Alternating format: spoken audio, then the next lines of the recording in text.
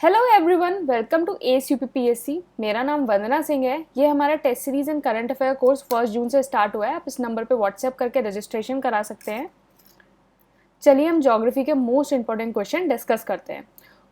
Question number 1, the Buckingham canal which is a national waterway of India is a canal running from. इसका answer है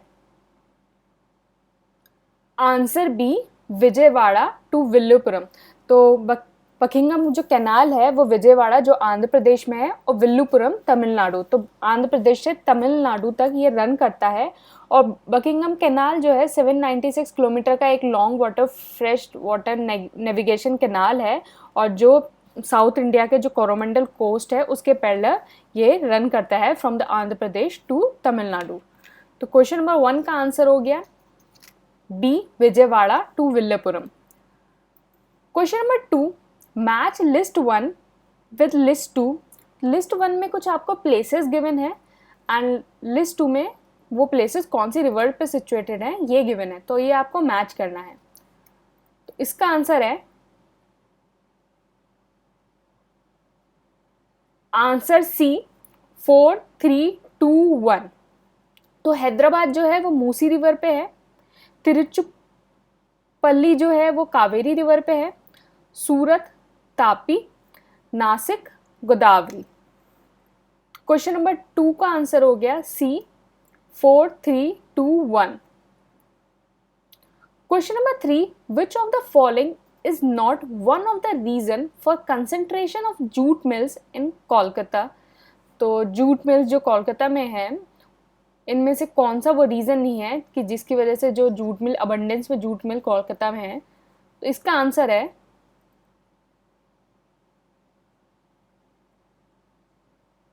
answer A, cheap and abundant power supply. तो ये एक reason नहीं है जिसकी वजह से जूट मिल जो है वो कोलकाता में है।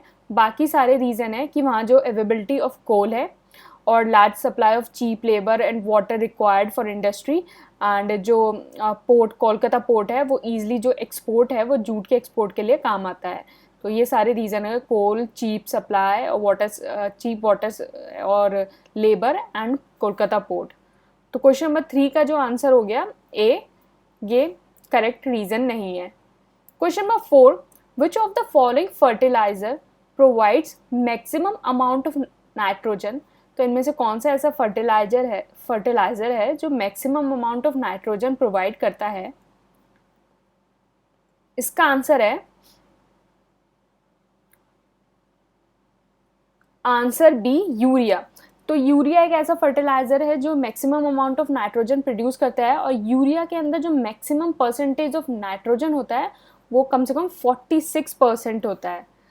तो क्वेश्चन नंबर 4 का आंसर हो गया B, urea. Question number 5, rotation of crops means. तो रोटेशन ऑफ क्रॉप्स का मतलब क्या होता है। इसका आंसर है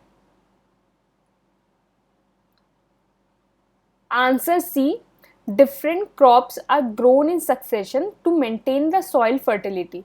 तो रोटेशन ऑफ क्रॉप का मतलब ये है कि जो डिफरेंट टाइप्स की क्रॉप्स हैं, मतलब पहले एक क्रॉप लगाई फिर उसके बाद दूसरी लगाई, मतलब डिफरेंट टाइप की क्रॉप्स लगाई जिससे जो सॉइल की फर्टिलिटी है वो मेंटेन रह सके पर्टिकुलर एरिया में, मतलब सॉइल का जो न्यूट्रिएंट है उसमें वो सब मेंटेन रह सके। क्वेश्चन नंबर 5 का आंसर हो गया C, different crops are grown in succession to maintain the soil fertility. क्या होता है कि जब एक ही टाइप के क्रॉप्स, जैसे एक ही ज़मीन पे एक ही टाइप के क्रॉप उगाते रहते हैं तो उससे क्या होता है कि जो सॉइल में न्यूट्रिएंट होते हैं और जो सॉइल की फर्टिलिटी होती है तो सॉइल को ना एक तरह से ब्रीथ करने का टाइम नहीं मिलता है, तो वो सॉइल की फर्टिलिटी को बहुत ज़्यादा हैम्पर करता है और क्रॉप्स इतने अच्छे से ग्रोन भी नहीं हो जाते और सॉइल बहुत जल्दी ख़राब हो जाती है। तो क्वेश्चन नंबर 5 का आंसर हो गया C. Question number C, 6th, which one of the following statement is not true. तो यहाँ आपको कुछ स्टेटमेंट गिवन है, आपको बताना है कि कौन सा स्टेटमेंट ट्रू नहीं है। A, Ghaghar water is utilize in the Indira Gandhi canal. B, Narmada raised from Amarkantak region. C, Nizam Sagar is situated on the Manjra river. D, Penganga is a tributary of Godavari. तो इसका आंसर है answer A, Ghaghara water is utilize in the Indira Gandhi canal. ये जो statement है वो गलत है, क्योंकि जो इंदिरा गांधी कैनाल है वो सतलुज और बियास रिवर जो है उसके कन्फ्लुएंस पे बना हुआ है। बाकी सारे स्टेटमेंट सही हैं। जो नर्मदा है वो अमरकंटक से रेज होती है, और निजातन सागर जो है वो मंजरा रिवर पे है, और पेनगंगा गोदावरी की ट्रिब्यूटरी है। तो क्वेश्चन नंबर 6 का आंसर हो गया ए, ये स्टेटमेंट गलत है। Question number 7, which of the following pair is correctly match. तो यहाँ आपको कुछ पेयर्स गिवन है, आपको बताना है कि कौन सा पेयर करेक्टली मैच है। A, teak to Jammu Kashmir, and deodar to Madhya Pradesh, and sandalwood to Gujarat, sundari to waste Bengal. तो इसमें से आपको बताना है कौन सा पेयर करेक्टली मैच है। इसका आंसर है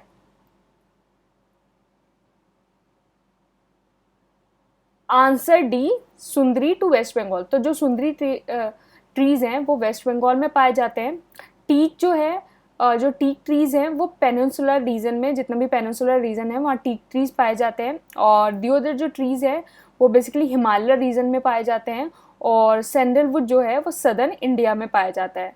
तो क्वेश्चन नंबर 7 का आंसर हो गया डी, सुंदरी जो ट्रीज हैं वो वेस्ट बंगाल में पाए जाते हैं।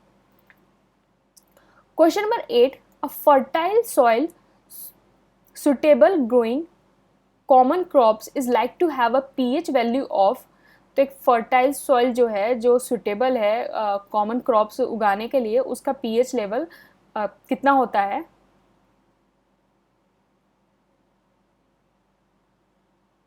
इसका आंसर है आंसर सी, 6 to 7। तो बेसिकली जो फर्टाइल सॉइल होती है उसका पीएच लेवल 6 to 7 होता है। अगर इसको और प्रिसाइजली देखा जाए तो फर्टाइल सॉइल का जो पीएच लेवल है वो 5.5 से 7.5 की जो रेंज होती है उसमें होता है। तो मतलब बेसिकली जो बेस्ट सुटेबल जो सॉइल होती है, फर्टाइल सॉइल, उसका पीएच होता है मतलब या तो न्यूट्रल या फिर स्लाइटली एसिड या स्लाइटली बेसिक, मतलब स्लाइटली एसिड से स्लाइटली बेसिक की जो रेंज है उसमें ये रहता है। तो क्वेश्चन नंबर 8 का आंसर हो गया सी, 6 to 7। Question number 9, which part of the India receive a rainfall from both the southwest and northeast monsoon। तो कौन सा ऐसा पार्ट है इंडिया का जो साउथ वेस्ट और नॉर्थ ईस्ट मानसून दोनों से रेनफॉल रिसीव करता है। इसका आंसर है answer D, Andaman and Nicobar. तो अंडमान एंड निकोबार में साउथ वेस्ट और नॉर्थ ईस्ट मानसून दोनों मानसून आते हैं। बेसिकली अंडमान एंड निकोबार जो है एक ट्रॉपिकल ह्यूमिड क्लाइमेट रीजन है, जहाँ कोई एक डिस्टिंक्ट विंटर सीजन नहीं होता, मतलब पर्टिकुलर वहाँ कोई एक डिस्टिंक्ट विंटर सीजन नहीं होता। और यहाँ जो रेनी सीजन है वो एक साल में 2 बार होता है। एक तो साउथ वेस्ट मानसून जो आता है वो मिड में या फिर आप जून से कहें तो सितंबर एंड तक, और नॉर्थ ईस्ट मानसून जो नवंबर से जनवरी तक आता है। तो क्वेश्चन नंबर 9 का आंसर हो गया D, Andaman and Nicobar island. Question number 10, major coal deposit of India occur in. तो जो इंडिया का जो मेजर कोल्ड डिपॉजिट है वो मिलता है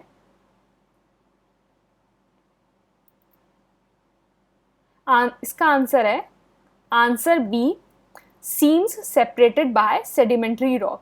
तो मेजर जो कोल्ड डिपॉजिट है इंडिया का वो सेडिमेंट्री रॉक्स में पाया जाता है। तो क्वेश्चन नंबर 10 का आंसर हो गया B, seams separated by sedimentary rock. Question number 11, an estuary is a place where. इसका आंसर है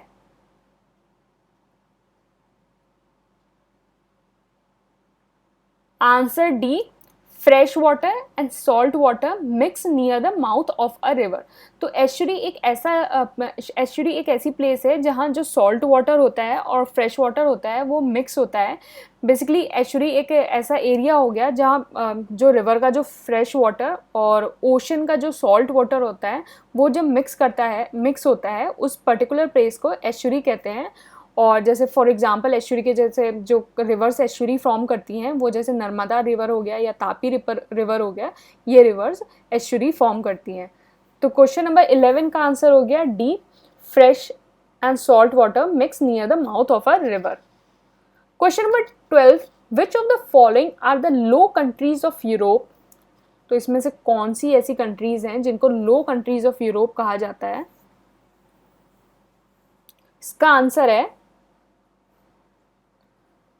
answer B, Netherland and Belgium.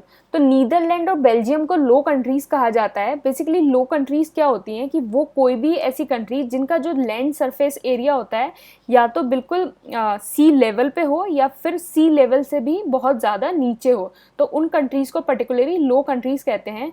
और यूरोप में जो लो कंट्रीज़ हैं बेसिकली वो हैं बेनुलेक्स जो कंट्रीज़ होती हैं, मतलब बेल्जियम, नीदरलैंड और लग्जमबर्ग जो होती हैं, वो मतलब बेसिकली जो नॉर्थ वेस्टर्न यूरोप जो रीजन है वहाँ ये लो कंट्रीज़ पाई जाती हैं। तो क्वेश्चन नंबर 12 का आंसर हो गया B, Netherland and Belgium. Question number 13, the Indian subcontinent lies. तो इंडियन जो सब कॉन्टिनेंट है वो कहाँ लाया करता है। इसका आंसर है answer C, Holi in the northern hemisphere. तो इंडियन जो सब कॉन्टिनेंट है वो पूरा का पूरा नॉर्दर्न हेमिस्फेयर में लाया करता है। और इसको स्पेसिफिकली देखा जाए तो बेसिकली ये नॉर्दर्न हेमिस्फेयर और ईस्टर्न हेमिस्फेयर, मतलब नॉर्थ ईस्टर्न हेमिस्फेयर में जो इंडियन सब कॉन्टिनेंट है वो लाया करता है। तो क्वेश्चन नंबर 13 का आंसर हो गया C, Holi in the northern hemisphere. Question number 14, of the total water on the earth, fresh water reserve constitute approximately। तो जितना टोटल वाटर अर्थ पे है उसमें फ्रेश वाटर कितना कंस्टिट्यूट करता है। इसका आंसर हो गया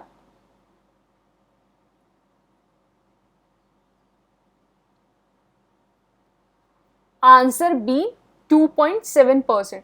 तो टोटल वाटर में से जो 2.7% वाटर है अर्थ पे वो फ्रेश वाटर जो है वो कॉन्स्टिट्यूट करता है।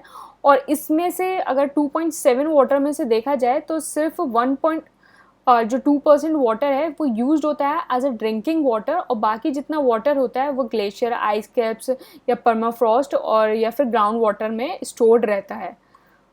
तो क्वेश्चन नंबर 14 का आंसर हो गया बी, 2.7%। तो आप देखिए सिर्फ 2.7% वाटर जो है हमारे पास फ्रेश वाटर अवेलेबल है, और उसमें से भी जो ड्रिंकिंग वाटर है वो कितना कम है।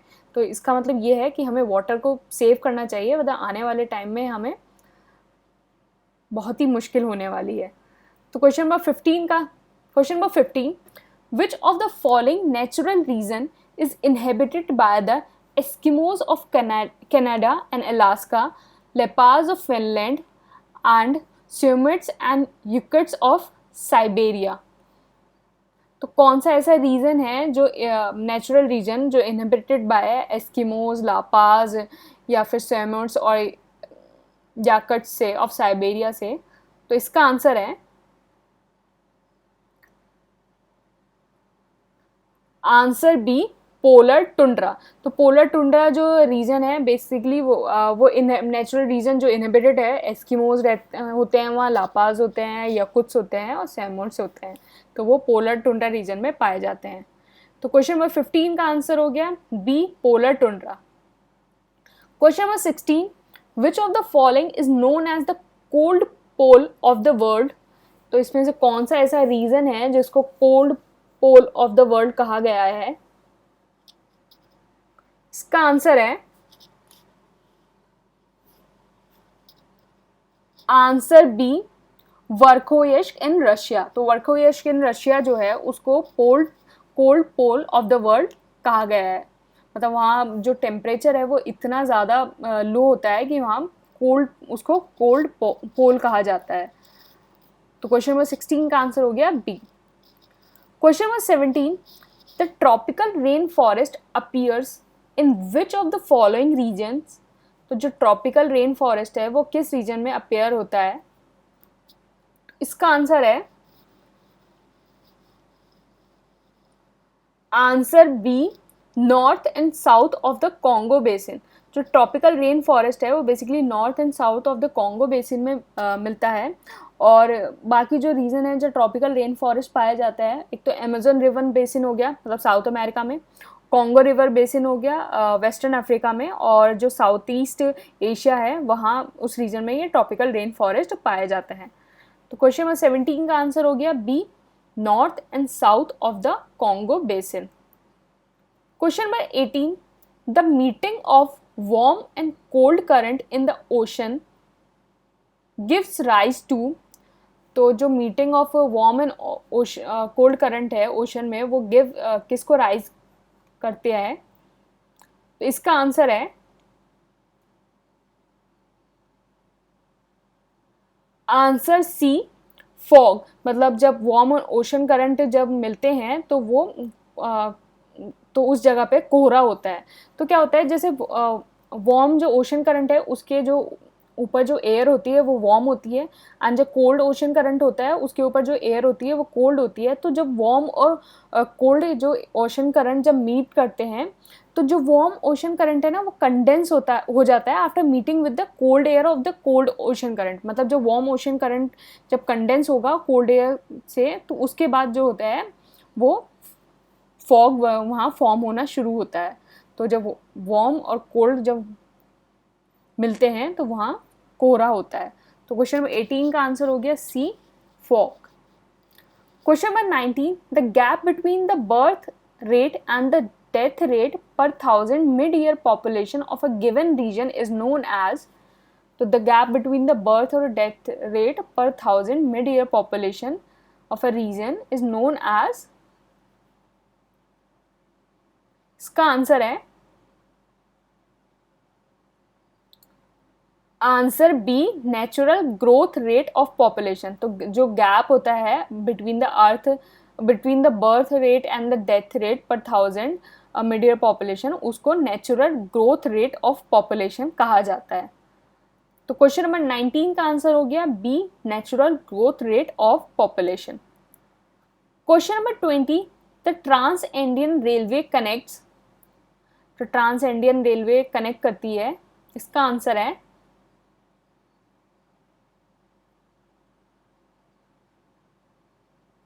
Answer C, Buenos Aires with वेलप्राइसो।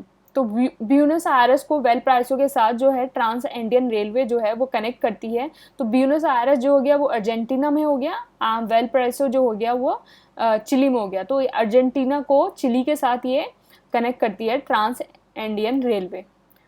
Question number 20 का आंसर हो गया C, Buenos Aires will Valparaiso के साथ ये कनेक्ट करती है ट्रांस इंडियन रेलवे। ये हम टेलीग्राम पे डेली क्विज कंडक्ट कराते हैं, टेलीग्राम ज्वाइन करके इस डेली क्विज में पार्ट ले सकते हैं, ये बिल्कुल फ्री है। Thank you and all the best.